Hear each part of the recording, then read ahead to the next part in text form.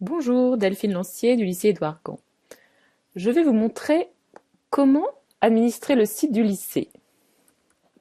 Vous allez à l'adresse du site du lycée, edegand.lyc.ac-amiens.fr. Vous y ajoutez un slash suivi de wp-admin et vous accédez grâce à des codes à la page d'administration. Bon, on a passé une étape, celle des codes que je vous donnerai. Nous accédons donc à un tableau de bord. Vous êtes en fait sur un CMS, Content Management System, système de gestion de contenu. C'est un programme qui est placé sur le serveur de l'académie et qui permet d'administrer le site du lycée quasiment en ne faisant pas de code XHTML ou CSS ou XML. Bon, si vous connaissez ces codes, vous pouvez travailler dessus, mais vous pouvez tout à fait gérer le site sans code. Je vous présente donc ce CMS qui est WordPress. Alors, le tableau de bord. Vous avez des mises à jour de certains widgets et de certains programmes contenus dans le CMS. À vous de les mettre à jour ou non. Les médias, ce sont les photos, les vidéos, les fichiers PDF que j'ai pu importer dans le serveur à distance dans le CMS depuis quelques années. La bibliothèque, même chose, avec un classement en plus pour s'y retrouver. Ensuite, vous avez les pages du site. Vous connaissez certainement le site du lycée. Et les pages sont créées ici, dans l'onglet Pages. Si vous voulez ajouter une nouvelle page, vous cliquez sur Ajouter. Je vous montre.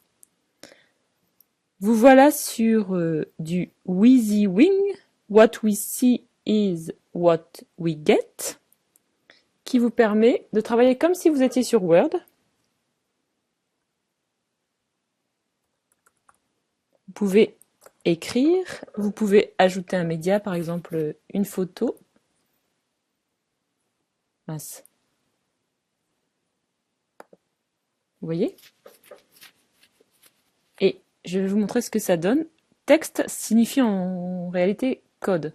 En fait, en parallèle, le Content Management System crée le code. Ensuite, quand vous cliquez sur Publier, ça enregistre votre travail. Là, nous n'avons pas mis la page dans le site, donc elle apparaît juste à cette adresse-ci. Mais si vous voulez afficher la page, vous pouvez. Voilà ce que ça donne, ce qu'on vient de faire. Alors, je ne sais pas à quel enseignant je m'adresse. Certains d'entre vous connaissent la réalisation de sites internet. Vous voyez que il y a un fichier CSS rattaché à chaque page et nous travaillons que le contenu et non pas le design. On peut créer autant de pages que l'on désire. Ces pages, on peut faire pointer vers cette page en prenant le lien de la page, ou bien on peut pointer en insérant la page dans le menu du site. Nous allons dans Menu. Et vous voyez qu'ici, on retrouve l'arborescence du menu du site de l'établissement, avec tous ces items. C'est très simple d'ajouter un item.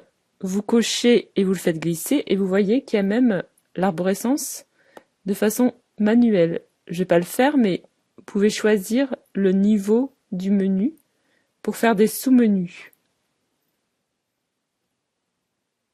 Alors, j'ai choisi ce thème-là. Il existe énormément de thèmes pour le CMS WordPress. Ici, j'ai choisi celui-ci, Envision Theme. Je vous montre. Chaque thème a une façon d'être géré particulière. Nous voici sur ePanel qui gère le thème, c'est-à-dire le design. En d'autres termes, pour ceux qui s'y connaissent, la page de style CSS. Donc, home page, j'ai sélectionné les 3 pages qui composent la une du site, celles sur les épreuves de PS puisqu'elles ont lieu bientôt, et ensuite 2 pages différentes. Bon, là, il y a un défaut, c'est qu'elles ont le même nom, j'aurais pas dû faire ça, mais bon, ça fonctionne quand même. Si vous allez sur la page d'accueil, vous constaterez que ces 3 pages composent la page d'accueil. D'une part, ce sont des pages du site, d'autre part, je les ai mises en page d'accueil. Ensuite, Feature Slider, j'ai désactivé, mais le site peut être équipé d'un slider qui montre des photos. Mais j'ai trouvé que ça faisait un peu site de cuisine. Enfin, ça ne collait pas avec un lycée, donc j'ai désactivé le slider. Après, vous avez les paramètres généraux.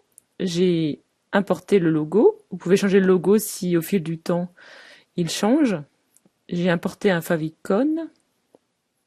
C'est le petit élément qu'on retrouve dans l'adresse du site. Voilà. Après, j'ai choisi... Non, j'ai même pas choisi, j'ai pris les couleurs par défaut. Vous pouvez personnaliser si vous voulez. Après, passons aux widgets. Les widgets sont des petits programmes qu'on peut intégrer dans le site. Mais ça fonctionne plus si vous créez un blog. J'en ai pas beaucoup utilisé. On peut en mettre dans le footer, c'est-à-dire le pied de page, sidebar. Enfin, je vous laisserai vous documenter sur les éléments widget de WordPress.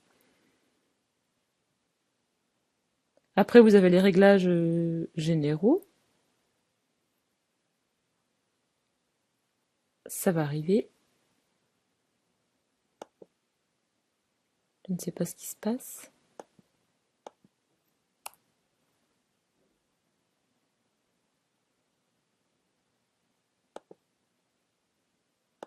Bon, les réglages généraux, c'est le slogan, la langue, les options de sécurité. Vous irez voir. Voilà, je vais vous donner... Ah ben voilà les réglages. Donc, le titre du site, le slogan, l'adresse du site. Tout le monde... Là, pas besoin d'inscription parce que j'ai désactivé le fait que ce soit un blog. Le fuseau horaire. Le format de la date. Voilà. Voilà, je vous souhaite une bonne réalisation et une bonne administration du site. Je vous laisserai les mots de passe administrateur, l'adresse administrateur et mon numéro de téléphone. Et je vous dis à bientôt.